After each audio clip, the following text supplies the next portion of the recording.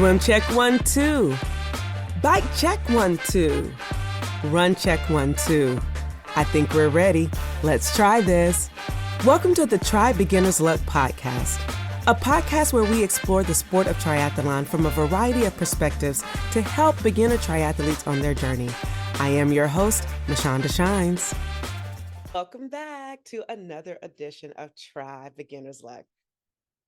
You all know how I feel about beginners, so this show will be dedicated to beginners. I absolutely love when I get an opportunity to talk to a newbie. And seeing that we're in Women's History Month, I just had to find two outstanding women that I happened to meet throughout last year, and I'm bringing them to you. And right now, I get an opportunity to bring to you Miss Angie Shannon. Listen, y'all, this woman will make tears come to your eyes when she comes through the finish line, okay?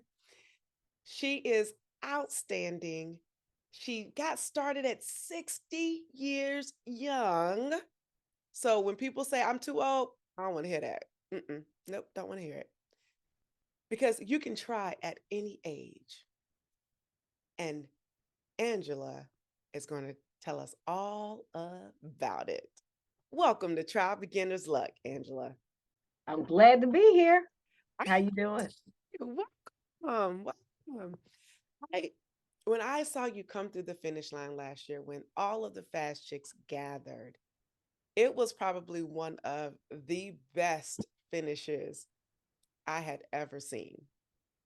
The emotion, the energy, and most importantly, your attitude, because you were strutting down there, and I appreciate that. What I want to know is, why triathlon? Well, it was Shauna Payne Gold. You know Shauna, right? SPG. When I moved to the area, I just learned to swim. I'm a late life swimmer.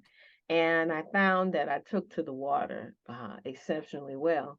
So I wanted to keep it going. Some people say, I can swim, and they get around and they splash, and they can keep themselves alive long enough to be rescued. But I was like, well, I want to really learn how to swim. So when I moved to the area, I wanted to learn strokes and stroke development, excuse me, and all of that. And so Shauna was my coach. And I noticed that she swam very differently from me because I had even taken total immersion swimming, but she was just all upper body and arms.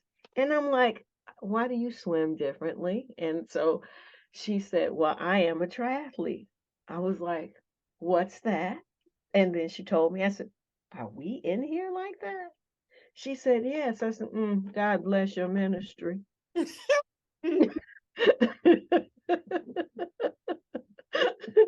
As y'all can see, I'm in my office. I'm a ELCA. I'm a Lutheran pastor. But I was like, God bless your ministry. Well, let me And put some respect on every, ladies and gentlemen. This is Pastor Angela Shannon. well, yeah, sometimes. My TikTok handle is the irreverent Rev, because some people I've been described as that. Holy enough. But anyway, I don't care. Get a certain age, you don't care about a whole lot. So Shauna began to work her business and stop coaching. And I was like, how are you going to leave me out there like that, coach? And she found a grant for it was called the Power Up Triathlon, sponsored by Core Sports. So I was like, okay. She said, fill this out. And I was like, okay. And it was to get women of color involved in endurance sport. I said, okay. So they asked questions. Well, basically, what can you do? I can swim. I can swim. Can you run? If you see me running, you better start running too, because Armageddon is coming. I'm running from Armageddon, and so should you. Okay. And so, do you ride a bike? Well, I just ride my bike to work, and that's a mile from my house. So I was very honest. And then they they chose me. And I was like, then it's like, oh, I got to do something, huh? And they were really good, and they mentors and coaches and performance gear and just what you needed, right? So then they gave me Coach Yvonne Spencer. Mhm. And that was scary enough and quite intimidating because she is a triathlete, right? Mhm. I'm not a triathlete at all. It took her 100 years to get me to call myself an athlete. And to tell you quite frankly, there were times where I was really scared that I was not, I've never been an athlete in my life. I was the last one to get chosen for the kickball team. Okay. Now, if you want me to research anything, I can. And if it's in a library, I will find it for you. I'm your girl. But, this physical stuff, and so Vaughn said to me, well, Coach Vaughn, uh, but you can swim, so you're ahead of a lot of people. I said, but that other stuff, and just one day, um, uh, things that impact me very deeply.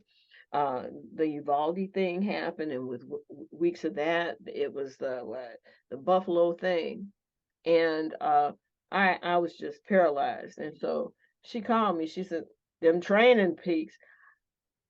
I love Coach Vaughn. Why does that little woman sound like she smoked 4 packs of cigarettes a day, right? With that deep, gravelly voice. So it was like, okay, okay.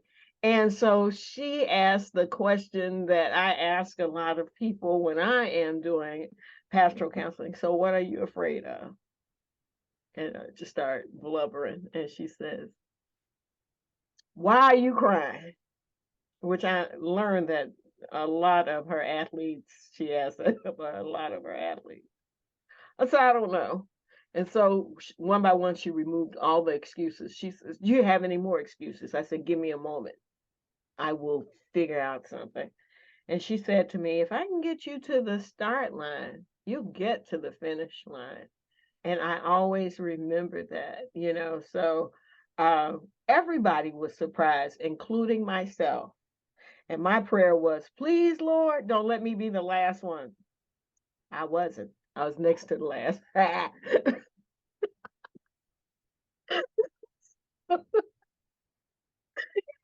Since you're praying, you gotta be specific, I guess. I don't know. But yeah, that's You kind of how it do. happened. And wow, I mean, it's something that I never saw myself doing. It was quite empowering. Um, and I was never a shrinking violet, but it's just gotten much worse. So yeah. So that's my tri journey. Oh, I was real mad though. Here's the angriest I was. Okay. Why is somebody needs to explain this to me. Why is your tri age like 1 year more than you are, right? Mhm. So when they wrote the 61 on my body, I said, this is bullshit. I'm 61. I just turned 60. My birthday's in December. That's why you were 61, because it's your age that you will be by the end of the year. Now, No, why no, they did we that? not we not playing that.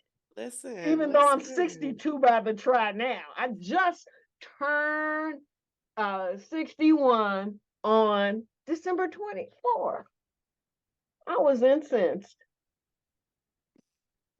Um, Everybody has their triggers.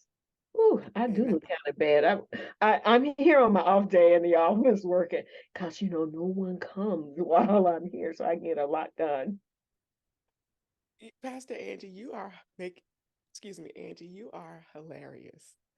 I don't even know how to even begin because you said such a mouthful and you like are keeping this going. You are really hilarious. And yeah, so USA Triathlon has their rules and we can't change them, but I will tell you, a lot of us have those questions, especially when you're going up an age group. You're like, but I'm not ready. Right? I'm not Look, why are ready. you trying to careen me towards 70? This take it slow and Take it savor slow. every moment of it. Yes, yes, I will tell yes. you this, aging is fun. There are some aspects to it that are just, you know, fun. So tell us about it. Why is aging so fun? Because a lot of us, we're like, want to stay as young as possible. So tell us why you feel aging is so Well, young. I guess it would be a little more horrible if actually looked what they thought 60 looked like, you know what I mean? Facts. But yeah, I said but facts. but the other piece is it's not, when people see an outrageous older woman, she was an outrageous younger woman, you know. You can't Hmm. get this outrageous just for wishing. You gotta do some stuff, you know. I'll tell you why I actually learned to swim. Okay. Okay. I was living in Dallas, Texas at the time, actually working in Dallas, Texas. Hmm. And this would have been like in 16, maybe 17. And, the kids in some kind of a subdivision, they had a pool party. And as things do, they're kids. What you do is like, stop it, go home, blah, blah, blah.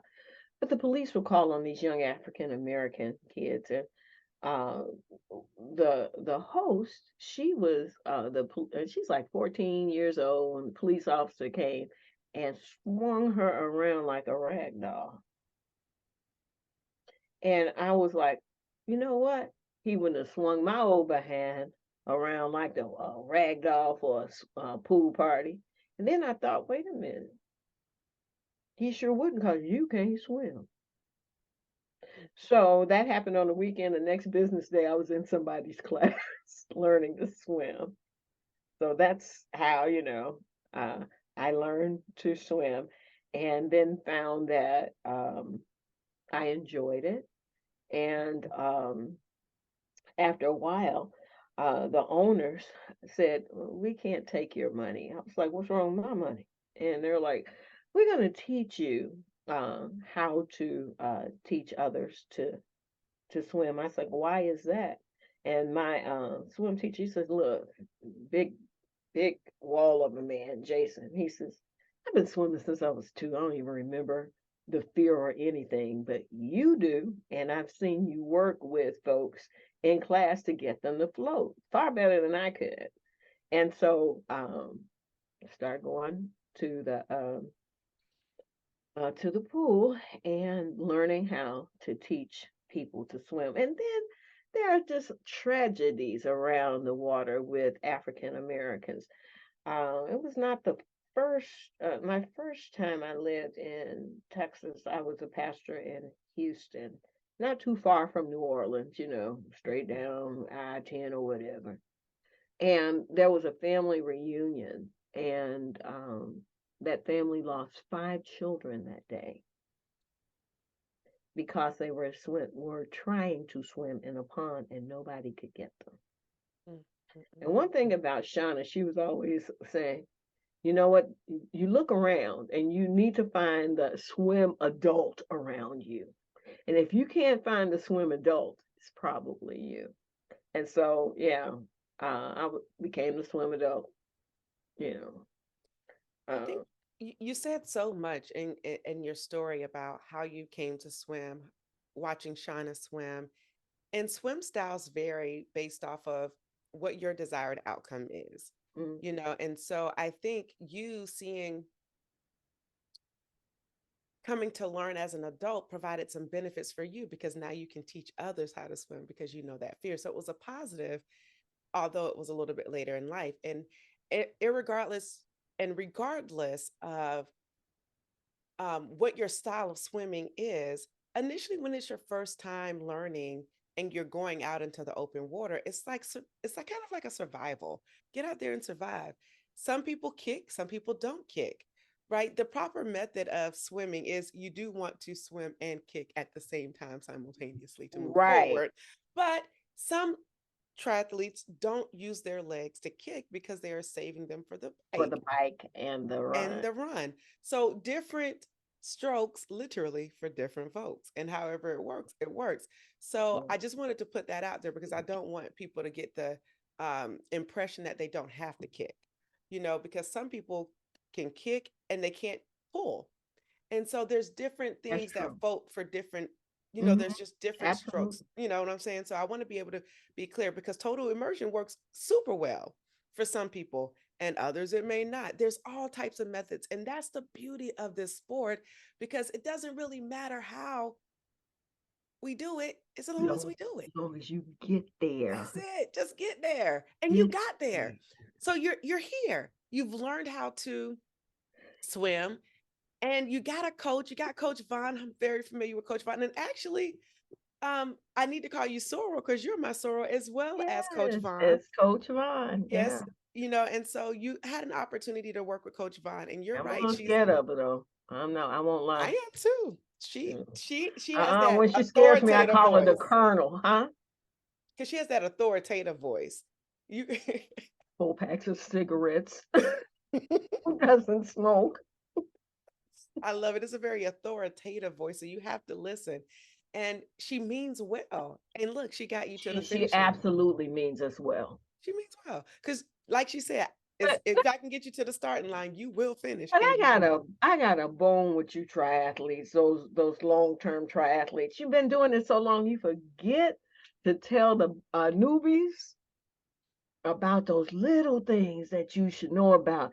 And you're like, and you didn't tell me cause why?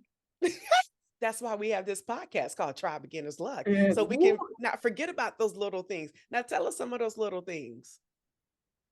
rashes. Oh, oh, oh. Mm, Hmm. mm, mhm. A certain somebody's forgot to tell me about chamois cream. Mm-mm. No way. Mhm. No, she didn't. Mm. Mm-mm. Mm. Mm. Yep. I was hot for a while in more ways than one. You should have been. I was Oh, let me hot. tell you. Chamois cream Will save your life. was yes, it will save. I'm sorry on behalf of. Apology I, accepted. I, I do apologize on behalf of. I'm even scared to But repeat you her know what's name. really cool? But what keeps me here, Hmm. even though I was sidelined by one of those rashes for a while. Hmm. Um, what keeps me here is that there's always something more to learn. Facts. So you should have seen me looking up. Now, what's this PSI stuff? Okay, all right, and just learning. Wow. I like to learn, and this just gives me a place to learn stuff about my own body, about biking, about running, uh, about swimming. Tracy McNeil was my open water swim coach, Aw. and boy, I would fuss. Her neighbors would comment about me fussing because I would be fussing, swimming, and crying some days. But Yeah. your mom tells you stuff like this when you're little. Okay, you did it, but did you die? No, I didn't die, but man, did I want to. But Wow. Okay. You've you were inducted into the tri world in that moment of getting your rash. Most people have gotten some type of rash. no, but y'all don't say no about you. Listen, don't get feisty with me now. Don't do that. You I'm just say, trying to don't do that, Sarah. don't Sarah, do yeah, that. Don't do that, Sarah. don't do Not that. today. Not today. It's been a It long time. happens. And even those of us who have been trying for years sometimes still get rashes in unexpected places that you didn't know that you could get them. I really need some makeup. Okay. Are we doing this right now? What? We are not talking about makeup when we're trying to talk about triathlon. Like we Okay, gotta I'm figure that sorry. out. I'm Okay, sorry. okay, all right. You said this was going to be a conversation. It is a Now if conversation. you want me to, I can act formal. I can put on one of these rooms. put on. No, you don't have to do that. This is a conversation. So you want to Okay. talk about your makeup? Because I can talk about makeup and trying that. That's a real thing. Yeah, I We want to mean, hear about your wait a minute. And what experience. is that? And with the fast chicks, they have their gloss, baby. I was like, look at them. I See, am, gloss ready. look, I look like whatever. And I was like, and you are putting on lipstick? All right. That's it. Because when you look good, you feel good. And lipstick helps, it helps give you a little bit of A little spice, lift, a uh-huh. little lift, But you all remember that was my first try. I was just happy to be there. That's it. So let's talk about your first try. I was going to go back and get you to talk about riding the bike and learning how to ride because I'm sure riding a mile every day is very different than the training that the colonel had you go through. Yeah, go So ride 10 miles and and those and Training Peaks just tells on you, it's a snitch. it is a big one too. Mm. Yes. But some people love training peaks, but it's those moments when you don't do what you're supposed to do that you be like, I just got Mm. that red. Because when I leave here tonight, I'm going to the where? To the pool. Well, there it is. Mm-hmm. Get your green check. I mean, you know how it is. That pool, all of it will say, you better pay me what you owe. That's it. That is it. So your first race, tell us about where it was. Tell us about all the feels about getting there that Williamsburg. morning. Okay. All right. So tell us about it. Okay. And what do you want to know besides? I was just terrified. So you did a race in Williamsburg. Do you remember the name of the race? Because there's a couple of races in Rev 3? Williamsburg. Okay. So you did Rev 3, Williamsburg. Mm. And why are you getting all shy? Now you done been talking about everything and now you don't remember nothing? Oh, I remember everything. I remember everything. I remember being nervous driving up there. Mm-hmm. Virginia still has that antebellum feel. I'm from the north, you know, 4 miles to said plantation. Oh, all right, all right. So I got a nice room. I wanted to have a nice room. So I got a nice room at a nice resort by myself. Okay. I had read all the things that you're supposed to eat and the things you're not supposed to eat. And so Coach Vaughn says, come up the day before, and just gonna swim it out a little bit. And even though I had my little coaching sessions, I still was kind of nervous about it. Mm-hmm. And so we went out there, and people were just so nice, just really, really nice. And Slavon says to me, well, what are you nervous about? You swim really well. I was like, I do? And she said, yeah. So we go swimming and stuff. I had my little boiled eggs for the next morning. Now, one of my tries, she said, girl, I ate a Pop-Tart. I said, you a military. This ain't me. And so that next morning, I wanted to just kind of, get in the water. And close to the pier, I got caught in a whirlpool and they had to pull me out of that. I said, this does not bode well. And so, okay, all right, get yourself together, Shannon, get yourself together. Got myself together.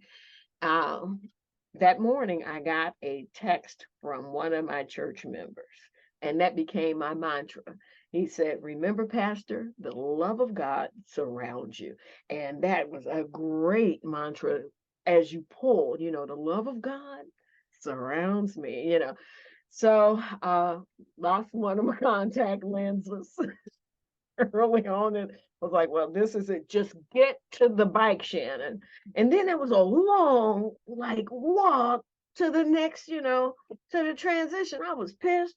Fred Flintstone, when he gets out of bed and he walking around like this. So I was kind of mad. But I got to the bike, and one of the things, there's always something more to learn because I got on the bike. I mean, I was pedaling hard, but my legs weren't going anywhere. I have great aerobic capacity, and it felt like a walk in the park, but I just couldn't get those legs to get where they needed to go. My bike's named CJ, and that's short for Cleopatra Jones. Y'all remember Cleopatra? No, you wouldn't remember Cleopatra Jones. She's in that genre with Get Christy Love, because she's black and everything, and she fast. And I'm not fast, but CJ is, Okay. So CJ, her name is CJ, Okay. and so got that going. And again, being people are very encouraging, because on the way in that loop back, I was struggling with that little baby heel, okay? And so there was someone who was run on their run leg, and he just kept yelling at me, "Eat that heel!" I was like, "Okay, I better." I felt like he was gonna get me or something. So, so people were very encouraging. I said, just don't let me be last. so, so all the butterflies, and so people were so encouraging, and I had decided that I was going to stay because I wanted the entire experience. I was going to stay after to volunteer a relief station with Fast Chicks. Everybody loves Fast Chicks. They are encouraging, just really attentive out there line dancing, and Crystal asked me, "Are you sore?" I was like, no, and I'm a little concerned because I thought I'd be in a I needed to be in a bathtub of ice. I said, but I'm not sore at all. So this makes it surreal. And so she says, because she had good coaching. I was like, really? She said, yeah. I said, oh, okay. I love So it. yeah, it's something beyond my wildest dreams. My folks think I'm nuts because I want to do it again, and I think I'm nuts because I'm going to do this. Excuse me, this Fast Chicks boot camp, and one of the calls they're like, "Well, what do you hope to do at this boot camp?" I was like, "Stay alive,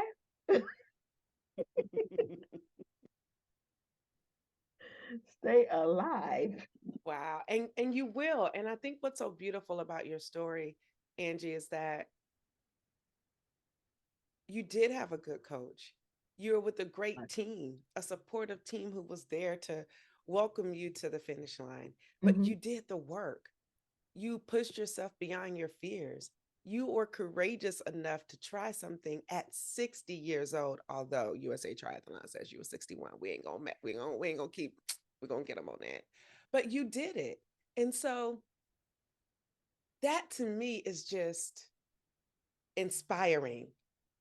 It is inspiring on all fronts. And you did something that you, one, didn't even know about until someone introduced you to the sport. And that's the power of our voices in speaking up about doing triathlon. We have to share and tell people, yeah, triathlon is cool. It And is be hard, but you should try it. and be patient about it. See, Yes. because Shauna and Crystal, they gradually reeled me in. Because all I was doing was swimming. Yeah. I was swimming in a pool to burn off stress so that, I can keep my prayer posture like this instead of like this. And so, and they were just really nice ladies. Yeah. Hmm. Yeah. Well, Pastor Angie, Yes, Sarah. yes, so are Angie. Welcome to the Thank sport you. of triathlon. You are a triathlete, my friend, and you're going to I go on to be slept with great the medal again that soon. night. You should have. I You went. should have. I put it on a nice pillow to me. I love it. We Yeah. got a few more things we got to do real Okay. quick before we let you go. It's Okay. called rapid fire question. Hmm. All right, Pastor Angie, tell us your favorite leg of the sport. Swim. Okay. All right. What's one memorable experience from your first race? Um, Coming across that finish line with everybody coming with me. Okay. What is something that you would say to inspire future triathletes? You can do it. If I can, you can. Favorite post-workout food? Any? I like to eat. Okay, I'm here for that. What or who inspires you? To do this or just inspires me, period. Inspires you, period. Polly Murray. Okay. And everybody talks about Thurgood Marshall and all of those greats in the civil rights movement. She was the architect of the civil rights movement. They used her arguments for Brown versus the Board of Education. So, I'm into folks who get the stuff done. You Love know, it. she doesn't have to, she was never like, well, I need to get the credit. She was like, look, I'm moving on to something else. She was always in motion. I love it. Love it. What what's your favorite song to get you My, motivated? To get you motivated. I need to be clear. I need to clarify that. to get me motivated to do, To work out. What's your favorite song that motivates you when you're working out? it's hard to say. I love music and there's just so much. Hmm. And I hear textures and layers of music. So with some, this is so nerdy, with some hymns, I will do the soprano, alto, and tenor and bass. And then when I've done that with the songs, I'll do the accompaniments. I'll do the brass and the organ and the piano. It's something to keep me distracted, Distracted. or Yeah. else I would be like, this is bullshit. That's a song too. We can make that a song too. It's like, No, we can't make that one because it's if I think it is BS, I'm a sound. Yeah. pee in your wetsuit if you have worn a wetsuit before, or pee on the bike, or get off and take proper pee breaks. Ooh, mm, I feel like this is a moment. I'm not there yet because I learned that I was like, y'all nasty.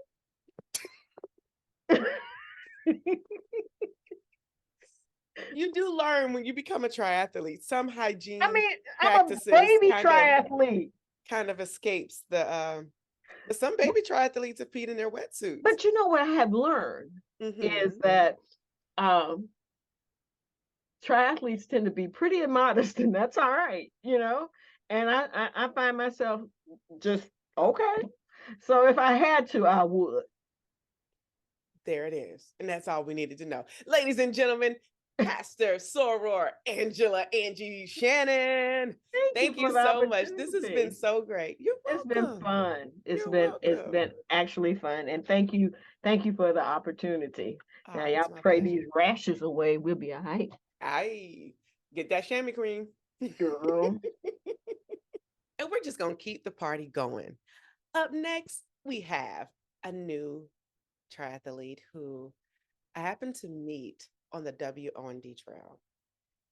When you have to take one of those important stops at a bike shop, it's only so many reasons why. And during my stop, I happened to meet Angelina and her coach.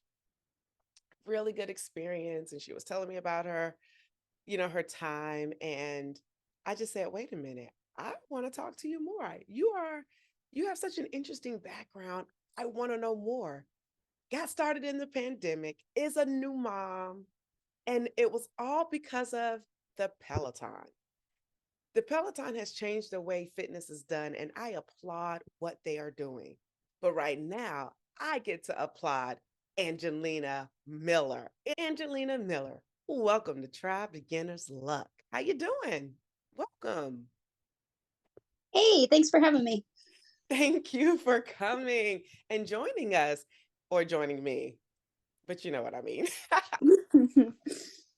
Oh, it's so good to see you. You had such an amazing season last year. I follow you on social media, so I was able to track your journey.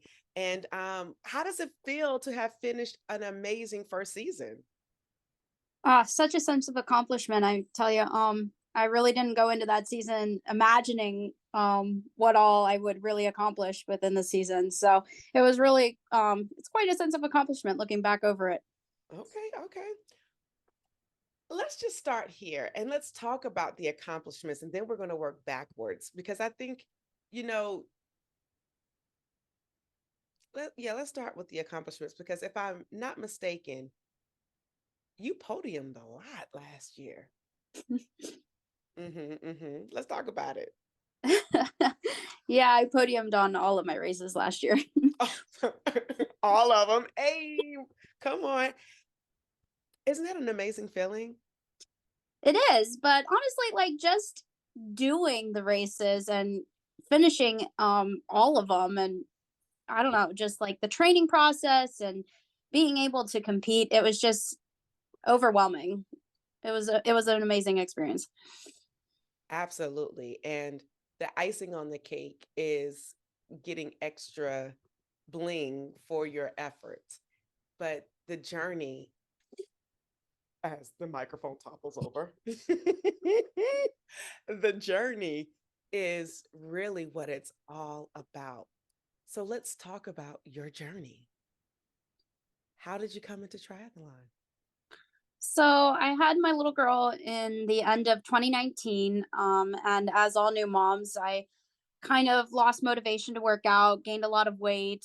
And then by the middle to end of 2020, I looked in the mirror and didn't like what I saw, decided it was time for a change. So I got a Peloton around the end of 2020, beginning of 21, started getting really into cycling on the Peloton, lifting weights, lost a lot of weight. And then I was watching the Summer Olympics. I guess that was 2021, and was talking to some coworkers about how how amazing the triathletes at the Olympics were, and was just really impressed by the sport. And somebody said, "Well, why don't you try it doing a triathlon?" And I was kind of taken aback by that. I didn't know that a normal average human could go and do a triathlon. I thought it was literally an Olympic sport. So I researched it for like a week and then decided I was going to go for it. So then I had to research everything about triathlon, had to do couch to 5K because I'd never been a runner. Still kept up with cycling on the Peloton. And then the biggest shock of all was having to go to the gym and learn how to swim. Watched a lot of YouTube, floundered around in the pool, couldn't even swim 25 yards without thinking I was going to drown. But eventually it all came together and I started being able to put in some time and distance into the three sports. And before I knew it, it was time for my first super sprint. That's a good story. From being not able to swim to being able to go to your first super sprint and just everything in between. So you're at your first super sprint. Well, first of all, how did you even get to your first super sprint? When you did your research, did you research a plan and you did a plan from online, or did you have I know you eventually had a coach, but did you have a coach from the start? Like, tell me all about that. Yeah, so at first I just kind of winged it because I knew I had to learn how to swim and learn how to run. I figured I could bike because I mean I'd been on a Peloton, so how hard could it be to bike outside? Well, it was a little bit difficult after I got a bike and discovered you have to balance and move forward and not fall over. That was interesting. But after I discovered that I needed to do all of those things, then I did do some research on how to put them all together and when I needed to do which and how often and how long I needed to do all of them. And then I came across Training Peaks and I learned that they had already formed plans that you could buy and follow. And so at first I did that and I did a couple different ones and they were really hard to follow because my lifestyle is just so crazy. I'm a full-time operating room nurse. I have a 3-year-old, she was 2 at the time. And so it's really hard to hit all of the training sessions that they wanted me to hit at the times, that I should. So I found that I missed a lot and some of the training was like a little bit above the level that I felt that I was at the time. And I just didn't feel like I was having any feedback from it. So when I met my coach at the pool, we became friends. He actually wasn't a coach at the time, but I one day said, "Hey, I would love if you could put together a plan for me. Like, here's where I'm at. Here's what I'm planning to do. Can you put a plan together for me?" So he thought Mhm. about it because he had never done this before. And a couple weeks later, he was like, "Hey, guess what? I became a certified coach." So the next thing I know, I had kickstarted his career as a coach, and he put together this whole plan for me. And I have not left his side since. I mean, it's incredible having a coach by your side, being able to put together that plan for you, give you the feedback on how you're doing. And he's able to adjust my plan to my crazy life changes. If my kid gets sick and I can't work out, he factors that into my life and helps me get back on course. That is the power of coaching, especially individualized coaching, because there's so many different levels of coaching. You can be on a team and just have access to coaches. You can have, you know, a training plan with limited access and limited revisions. You can be dedicated coaches and they will change, as things come up. But to have that as a new athlete, that's incredible. And that's often not the case for most new athletes, especially those who are entering the tri space. So you lucked out by going to the pool and not learning how to swim and making friends with folks, because that's what we do. This sport is so friendly, and you realize when you are struggling, there's always someone who's going to try to reach out and help you. And it looked like that was the case for you. And I love that. Yeah, I definitely was very blessed and fortunate in that aspect for sure.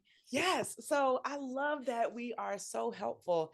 And I think that just takes us back even to our conversation and our interaction of being on the WOND and stopping at what was it, Conti's maybe? We stopped at Conti's. Yeah, that And was just and it was getting saddles. Like something had happened to my saddle. I think your coach was trying out a new saddle because listen, if your AV system ain't feeling right, ain't nothing gonna be right on that day. Okay. girl, you got that right. Because listen, that AV system, I tell you, it, whew. All right. Anyway, we don't want to go too down the path. So you did your first super sprint. Walk us through that race. So the super sprint was in May of 22. It was through Rev 3. So what I really was drawn to with that was the pool swim. Since I was really not confident in the pool at the time, I really was glad that I could do my swim in a pool where I was pretty sure I wasn't going to drown. That was pretty scary though, jumping in for the first time. Wasn't sure where to line myself up. So I lined myself up kind of near the end of the line, because I really hadn't done any organized swimming events. So the swim went pretty fast. I actually swam some of my best times that day, got out. It was still cold outside because, spring in Virginia, you never know what you're going to get, but it was a little chilly out. Transitioned onto the bike. I was on a road bike at the time that was a little too big for me, so I remember it just being kind of a struggle.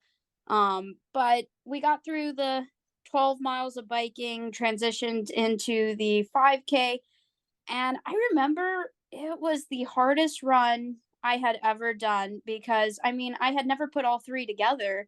So I was getting pretty tired. Oh, and the week before that, I had had a stomach bug where I spent all week, losing my cookies all week. So that Mm, was that's a nice pretty way to put it. exhausting. So coming in, I just remember I need to pass everyone in the chute. Like that was my goal. Didn't matter that they were not in my age group. I had to give it one more gear at the end. So coming in, I swear to God, looking back at the data later, my heart rate was no joke, 200 beats a minute. I remember just kind of like collapsing into my coach's arms. I don't remember them taking my timing chip. I barely remember getting my medal. It was just kind of a whirlwind for the next few minutes. And then we were just standing around and I was trying not to fall over, and thinking about refueling. And then my coach, he yells, he's like, "Oh my God, you got first place in your age group. And I was like, no way, no way. So then I had to look at it myself and I was like, holy bananas. I actually can do triathlon. This is crazy. I really thought I was going to be like the last person coming across the finish line. I never imagined in my wildest dreams that I would be first in my age group. I am going to steal that. Holy bananas. I didn't know bananas could be so holy. Come through with the holy bananas in the first place. But the 200, some more. Like you pushed your heart so far that day. I mean, That's girl, almost like I'm surprised you're still here. Like, cause that's I am also surprised. You need to see the picture from that day. I'll send it to you one day. It is, you can see it on my face, girl. woo, Chile. As they say, woo, Chile. But you did it. And as they say, you didn't die. Thank God. Thank And God. you were able to live to try again and to do it well. And so that was your first super sprint experience. I'm sure by the time you meant to the sprint, you probably tailored that finish line shoot a little bit, dialed it back just a bit. Tell us about your sprint race because you've done your sprint. So who did you do your sprint with? And tell us about that race. So my first sprint was out in Jamestown through Kinetic. And that was the first time really experiencing an open water triathlon start. And I had done a couple open water swims in training out over near the bridge. You know what I'm talking about? Mhm. Yes. I had done a couple open water swims over there, but I had never done a triathlon with an open water swim. So I was really nervous going into that. And I did have a little bit of issues with sighting because the sun was coming up as we were coming into shore, which happened to be facing east. And at that time, I did not have tinted goggles. So that was a real issue. I added a couple 100 yards to my swim due to sighting problems towards the end of the swim. And I really, really had not accounted for the chop that I encountered during that swim. But so I was really hard on myself during and after that swim. But once I got onto the bike and I got out a couple miles, I realized I really needed to like push that feeling down of like how disappointed I was in my swim because I needed to focus on the next task at hand. So it was a flat and fast bike. Because biking is like my number one love within triathlon. So I got onto the bike and a couple miles in, I was like, I'm just going to power through this ride. I love this. This is great riding. And the bike went well. And then I got onto my 5K and had a little bit of issues with nutrition staying down. It was the whole season was a learning curve in nutrition as well. But so anyways, but yes, I did not reach 200 beats a minute. Thank goodness for that one. But I was very happy overall with how my race went. But I learned a lot, did some things right, and went home with another race under my belt. I love it.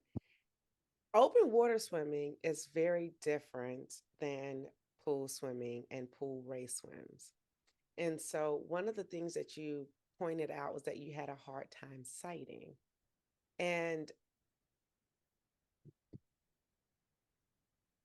I don't recall, and I think maybe Mark Turner said this last week, but when you're in the pool, you have the lines to guide you and you can look down, but when you're swimming in open water, you have to look up. And there's techniques for that. And not to mention your goggles. There are goggles that are better for indoor swimming than outdoor swimming. And so that's a lesson that as those of even me, sometimes I wear the wrong goggles, right? Because sometimes you pick the right goggles and you just pick them up and go. But the goggles that you wear can change the course of that particular race for you. And so I just encourage those of you who need to get 2 pairs of goggles.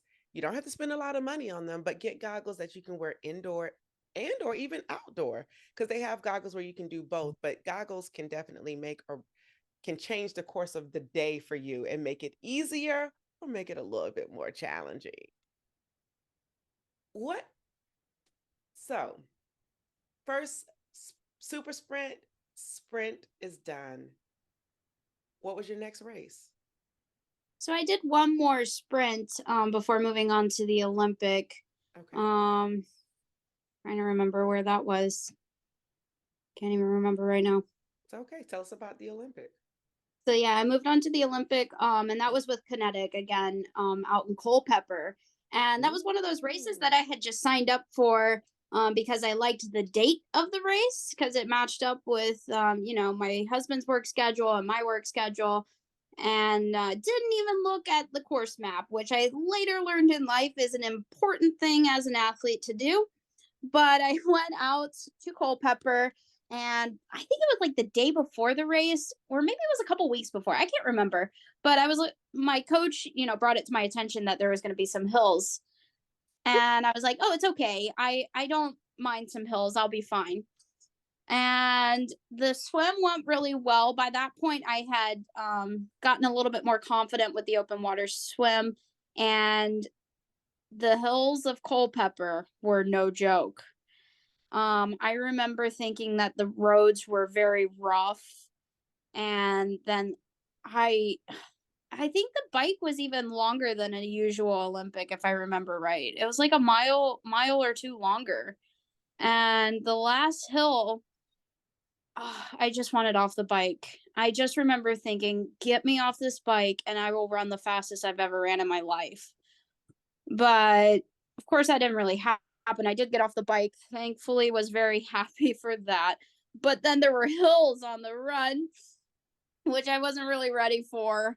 Hadn't done enough hill running, but I did a little bit of run walk intervals at some point, and then I remember hearing the finish line and I was like, oh, good. I'm almost there. And I looked down at my watch and I was pretty close to breaking an hour for my 10K. So I was like, I'm going to kick it up a notch.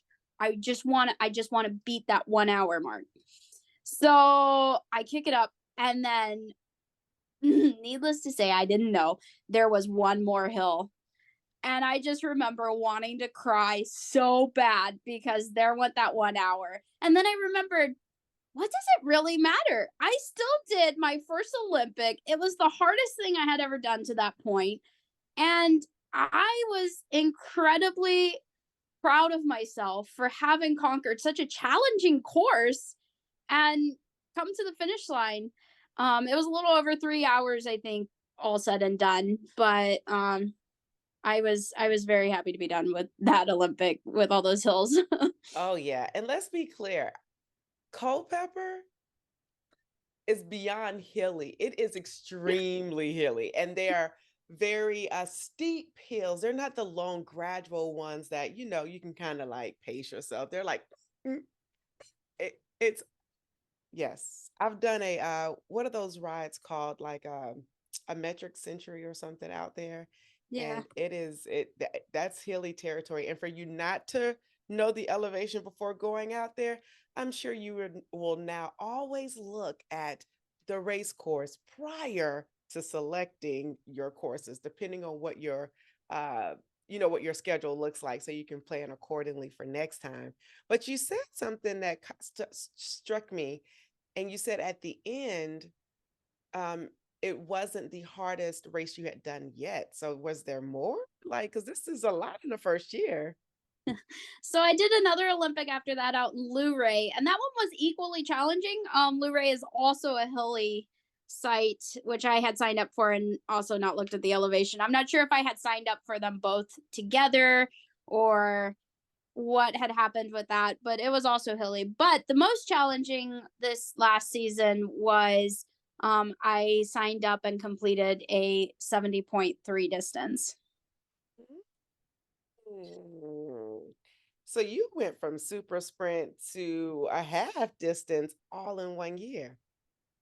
Yeah, and even my coach said I was a little crazy. None of us saw it coming. I honestly didn't even see it coming.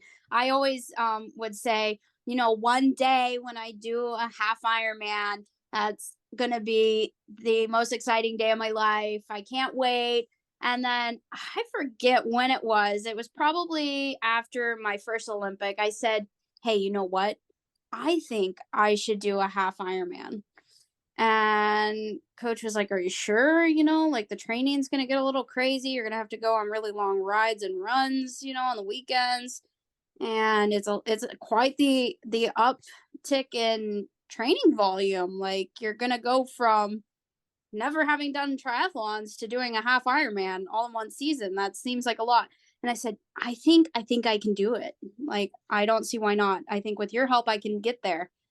And so I got the training in. I was pretty dedicated to it. I would wake up at 4 a.m., to get on the trainer by 4:30 many times, and then do second workout after I got off work at 3, just because I knew that this was something I really wanted to do.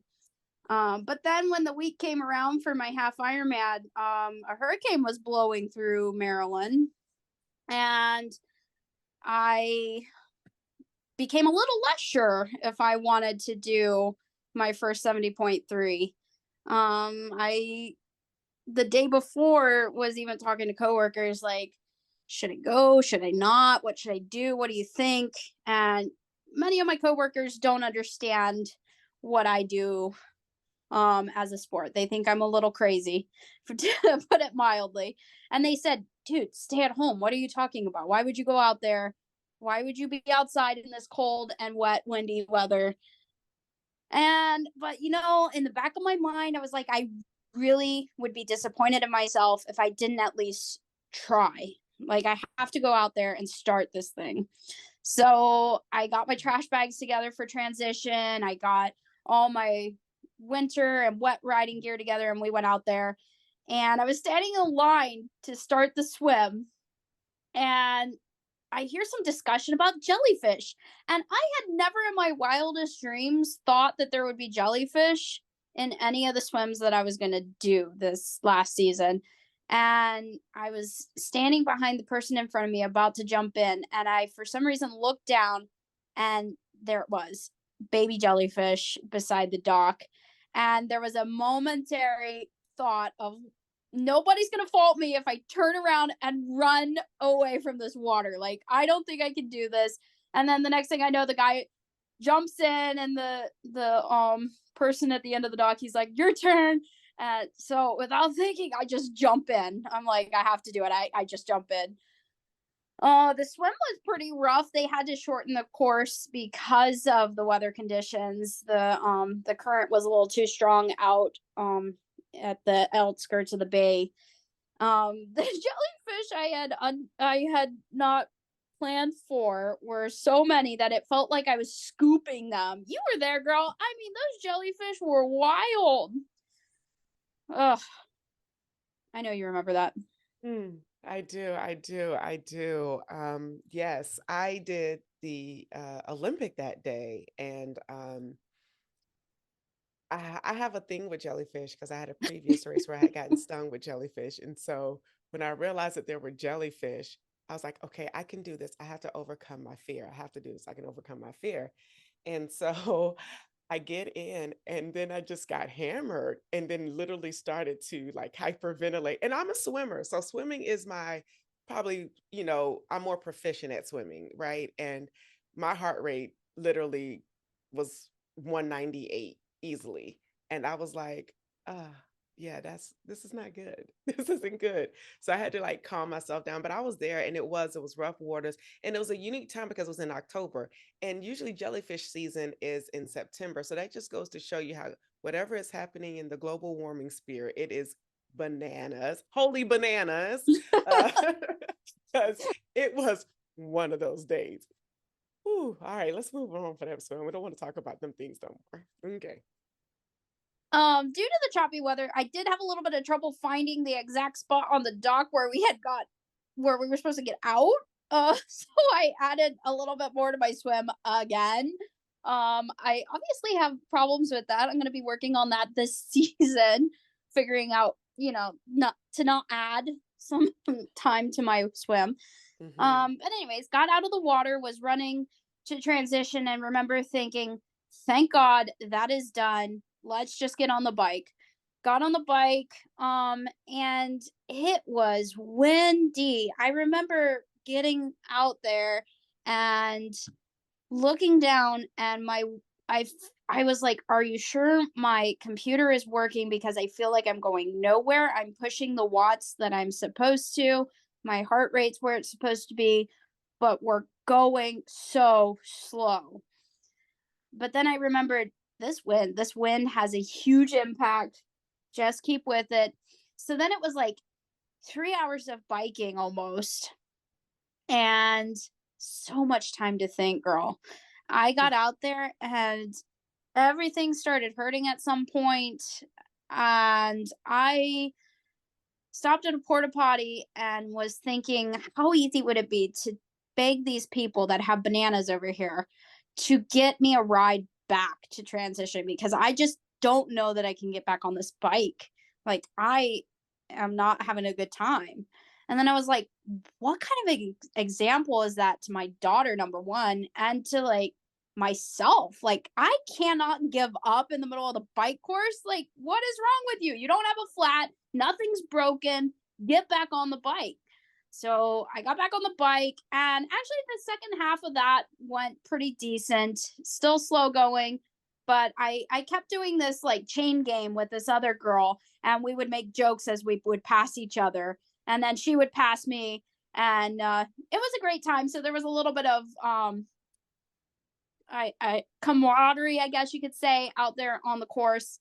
And then coming into transition, again, was happy to get off the bike. I think it's just like a common theme. I think, like, even though I love biking so much, by the time I get to the end of the prescribed distance, I'm just ready to get off. So I put on my running shoes and shed some layers, because I know that as soon as I start running, I'm going to like heat up like crazy.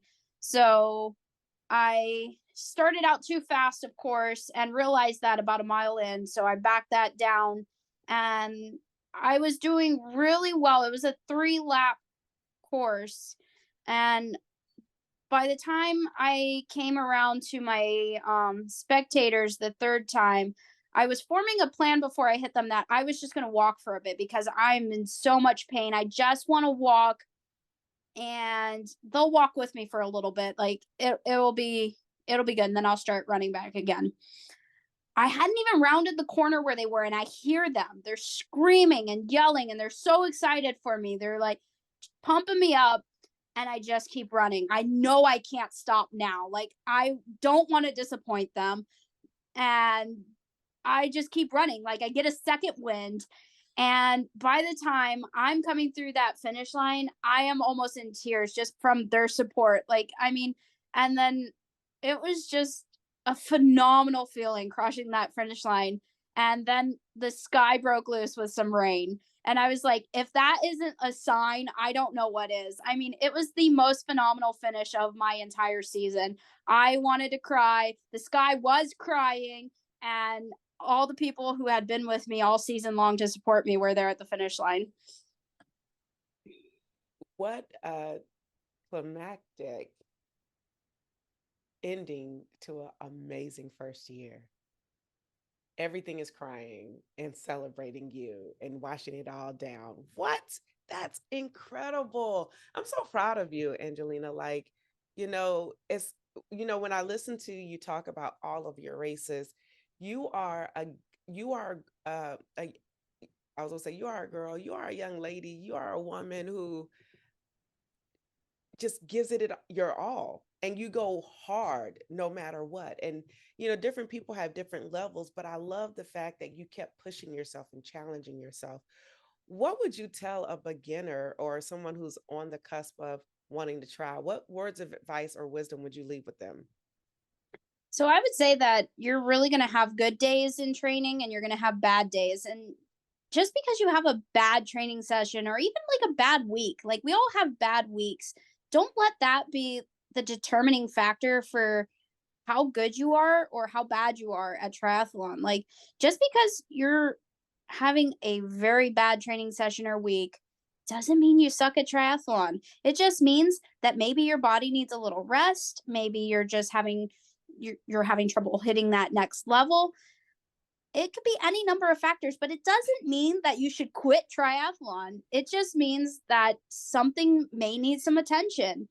And for me, it was hard to learn that. Like honestly, when I would hit a wall or I would get out there and I would perform worse than, I had previously, I would take it personally very hard. I was like, why am I putting all this time and effort into something and not getting any better? And then I would look back at, the very first stuff I would do. That's a great motivator. If you ever look back over history of like where you came from, it was always eye-opening. Like you can and you are doing better than you did before. Just to look back and be like, I couldn't swim 25 yards. And then like today, I went out and did 3,000 yards, easily. Like you can do way more than you ever think you can. Just because you're hitting one bad session doesn't mean you're not going to get there. Wisdom. That's it. That's good stuff. That's really good stuff. And I'm just gonna say, holy bananas. So good. Okay. What's next for you? What are you training for? Because you said 3,000. That sounds like you're going up in distance. What we doing next? Yeah, girls. So this next season is ultimately going to end in a full Ironman, October again this next season, in Sacramento, California. Well, we bid you an amazing race and an amazing journey, and we would love to hear more about your training and racing. So I'm excited for you. Congratulations in advance of just the training, because the journey to your race is going to be incredible. The journey, the training is totally incredible. It's hard, but it's incredible. So good luck to you. Come on. Thank you. Okay. We're going to do some rapid fire, and then we're going to let you go. Enjoy your day. All right. Favorite place to bike? Actually, we have this circuit that goes out in Hillsboro. It's got some hills. Oftentimes, that's a nice little challenge. And it's called the Hillsboro? It's like in the town of Hillsboro. You get off of the W&OD like at the trailhead in Percival. Go like through Percival and then out into Hillsboro. There's a bunch of back roads back there. Okay. Favorite post-workout food? Well, that's a tough one. I just drink protein shakes, honestly. It's just easy. That's pretty boring. What? Goodness. No. Well, some people it's pizza or burgers, but you're I hate protein pizza shake. after working out. Ugh. Oh my God. Can't stomach it. I cannot. The Well, smell not of work. pizza at the finish line just makes me nauseated. Well, tell us how you really feel. I mean, goodness gracious. Got it. All right. Since you're in the medical field, would you choose Grey's Anatomy, The Good Doctor, or The Resident? The Good Doctor. What the heck? Okay, this isn't mine. I'm a little offended you didn't pick Grey's Anatomy, but whatever. If you over your first full season, did you pick up any race superstitions that you have habits now? I don't think so. No. Okay, good. What song gets you pumped up? Anything by Flo Rida. Hey, drop it Yeah. low. Okay, sorry. Okay. What is the best sign you've seen on the race course? I saw this one where it was like, you're nowhere near finished. I was like dying inside. Well, that's encouraging. Right? What type of potato are you? A russet. Tell us more. You can use it for any type of dish. I mean, you can make baked potatoes, you can make mashed potatoes. I am that potato. I will make myself into anything I want myself to be. Spoken like a true potato head. Remember that?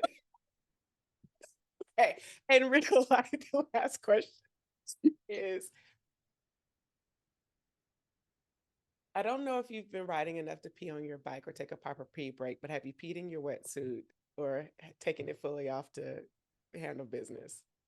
So I love this discussion and I talk about it with everyone, and most people outside of triathlon are grossed by my discussion, but I always try to pee in my wetsuit, number one. Number two, I've tried so hard to pee on the bike. I'm hoping to be successful this season.